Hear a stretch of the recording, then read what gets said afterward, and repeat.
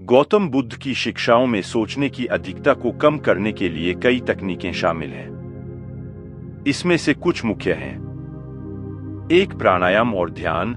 नियमित प्राणायाम और ध्यान अभ्यास आपको मानसिक शांति और स्थिरता प्रदान कर सकते हैं, जिससे सोचने की अधिकता कम हो सकती है। 2. अपने विचारों का नियंत्रण। बुद्ध ने मानसिक वृत्तियों को नियंत्रित करने की तकनीकों को बताया है। यह आपको अपने विचारों को शांत करने में मदद कर सकता है। 3. अभ्यास की अभ्यास। ध्यान या अन्य प्राकृतिक तकनीकों का नियमित अभ्यास आपको सोचने की अधिकता को कम करने में मदद कर सकता है। 4. सामान्यता का अभ्यास। बुद्ध ने सामान्यता का महत्व बताया है। सामान्य रहने की अभ्यास आपको बाहरी प्रतिक्रियाओं पर अधिक संवेदनशील नहीं होने देगा। 5. केवल वर्तमान में जीना। बुद्ध ने केवल वर्तमान को जीने की और ध्यान केंद्रित करने की शिक्षा दी है। इससे आप अपने दिमाग को भविष्य या अतीत की चिंता से बाहर ले जा सकते हैं। इन तकनीकों का अभ्यास करके आप अपने सोचने की अधिकता को कम करने में सक्षम हो सकते हैं और अपने जीवन को स्थिर और शांत बना सकते हैं। गौतम बुद्ध ने अपने शिष्यों को मानसिक चंचलता को कम करने के लिए कई उपाय बताए। उनका उद्देश्य यह था कि मन की अधिक चर्चा और सोच को रोककर मानसिक शांति प्राप्त की जा सके। यहाँ कुछ तरीके हैं जो उन्होंने बताए थे। 1. ध्यान और ध्यानाभ्यास। बुद्ध ने ध्यान को मानसिक शांति के लिए अत्यंत महत्वपूर्ण माना था। ध्यान के माध्यम से मन को एकाग्र किया जा सकता है और सोचने की चर्चा को कम किया जा सकता है। 2. अपने विचारों को उन्हें सिर्फ विचार के रूप में देखें। बुद्ध ने सिखाया कि मन के विचारों को सिर्फ विचार के रूप में देखें, उन्हें अपने परमाणु रूप में देखें और उन्हें अपने द्वारा नियंत्रित करने का प्रयास न करें। 3. कर्मयोग। बुद्ध ने योग के माध्यम से कर्म करने का महत्व बताया। योग करते समय मन को केंद्रित रखना और कर्म में लीन होना मानसिक चंचलता को कम कर सकता है। 4. संयम। बुद्ध ने संयम का भी महत्व बताया। यह अपने इंद्रियों को नियंत्रित करने का अर्थ है, जिससे मन की विचार शक्ति बढ़ती है और अधिक चिंता नहीं होती। 5. संज्ञा। इसका मतलब है सच्चाई को स्वीकार करना। बुद्ध ने सिखाया कि मन के विचारों को स्वीकार करें, उनके साथ संज्ञानशीलता करें, लेकिन उन पर अपना ध्यान केंद्रित न करें। इन तकनीकों का अभ्यास करके और उनका पालन करके व्यक्ति अपने मन की अधिक सोचने को नियंत्रित कर सकता है और अंततः मानसिक शांति प्राप्त कर सकता है। एक समय की बात है, गौतम बुद्ध एक बार अपने शिष्यों के साथ एक जंगल में चले गए। जब वे वहां पहुंचे, वे एक सुंदर झील के किनारे बैठ गए। शिष्यों ने भोजन बनाने के लिए काम किया और बुद्ध ने झील के किनारे बैठकर ध्यान लगाने का निर्देश दिया। ध्यान करते समय एक शिष्य ने बुद्ध से पूछा, गुरुदेव, हमें यह कैसे पता चलेगा कि हम अपने विचारों को कैसे नियंत्रित कर सकते हैं और ज्यादा सोचना बंद कर सकते हैं? बुद्ध ने चुपचाप उनकी दिशा में झील की ओर इशारा किया। वे एक दरवाजे के समान होते हुए बताए, देखो, यह झील एक बंद दरवाजे की तरह है।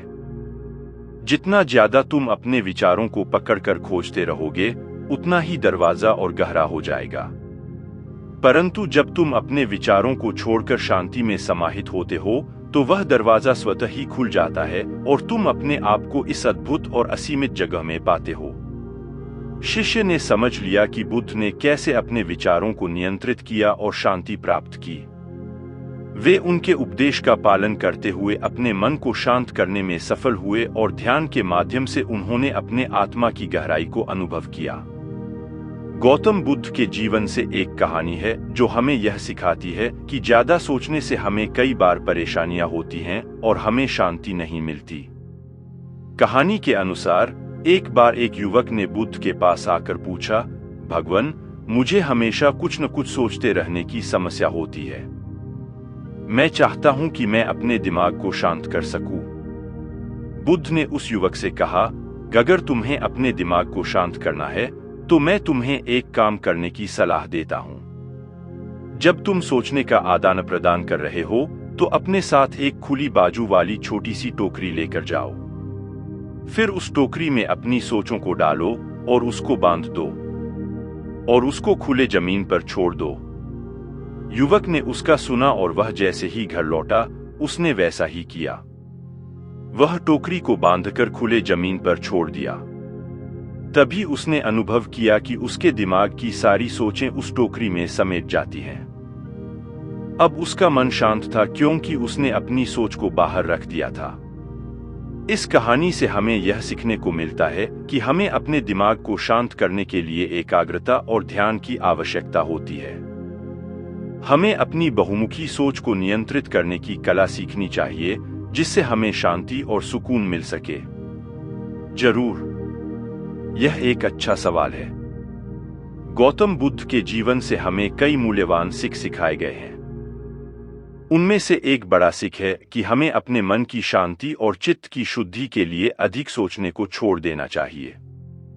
गौतम बुद्ध की एक कहानी है जो हमें इस बारे में सिखाती है। यह कहानी है मुक्ताक की, जिसमें एक युवक अपने गुरु से पूछता है कि कैसे वह अपने मन को नियंत्रित कर सकता है। उसका गुरु उसे बोलते हैं कि वह एक दिन के लिए एक बड़े बाजार में एक बिना छत वाले घर में जाए और वहां रुके।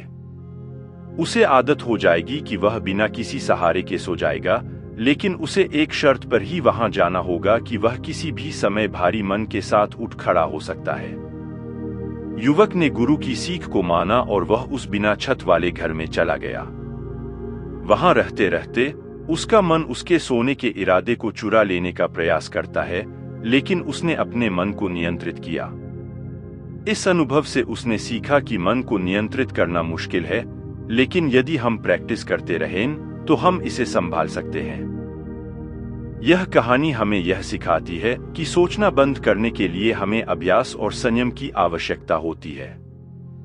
जितना हम अपने मन को नियंत्रित करने की कोशिश करेंगे, हमें उतना ही संयम प्राप्त होगा। एक समय की बात है, गौतम बुद्ध एक बार अपने शिष्यों के साथ एक वन में चले गए। उनके शिष्यों ने अक्षमता और चिंता के बारे में पूछा। बुद्ध ने एक छोटे से फूल की पौधे को देखते हुए कहा, देखो, यह फूल इतना सुंदर है, लेकिन यह कभी भी सोचने या चिंतन का बोझ नहीं उठाता। उनके शिष्यों ने हैरानी से पूछा, गुरुदेव, यह कैसे संभव है? बुद्ध ने मुस्कुराते हुए उत्तर दिया, इस फूल की संवेदनशीलता की वजह से। यह सीधे हवा के साथ हर समय झूलता रहता है, जैसे कि हवा उसकी राह बदलती है। यह अपने अस्तित्व के बारे में नहीं चिंता करता कि वह कौन है, क्या करना है और क्या नहीं। बुद्ध ने जारी किया, इस फूल की तरह हमें भी अपने जीवन को सरलता से जीना चाहिए। हमें अपने मन को शांत और निर्मल रखना चाहिए, जिससे हम जीवन के प्रत्येक पल को स्वीकार कर सकें और सुखी और शांतिपूर्ण जीवन बिता सकें। बुद्ध की कहानी से ज्यादा सोचना बंद करना सीखने का एक अच्छा तरीका है।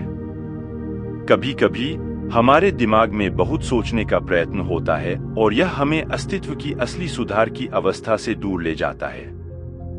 इस समस्या का समाधान बुद्ध ने अपने जीवन के दौरान खोजा।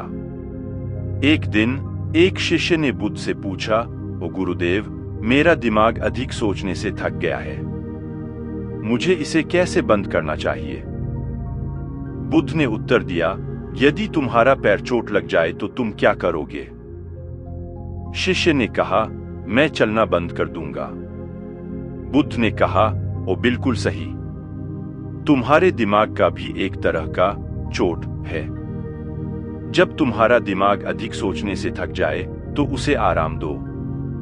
सोचना बंद करके अपने दिमाग को विश्राम दो। ध्यान की अभ्यास न करो। जब तुम ध्यान के साथ जीवन का आनंद लेना सीख लोगे, तब सोचने की जरूरत ही नहीं होगी।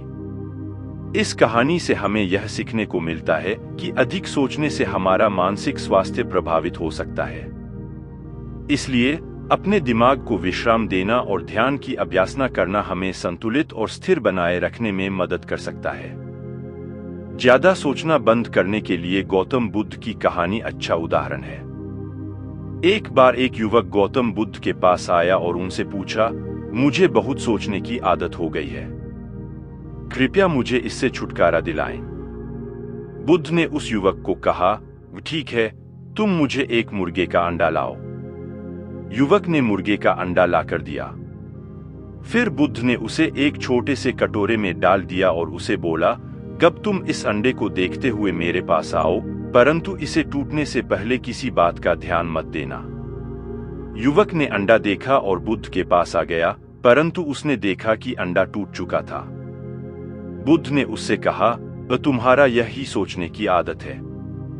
तुमने अंडे के टूटने की सोची, इसलिए वह टूट गया।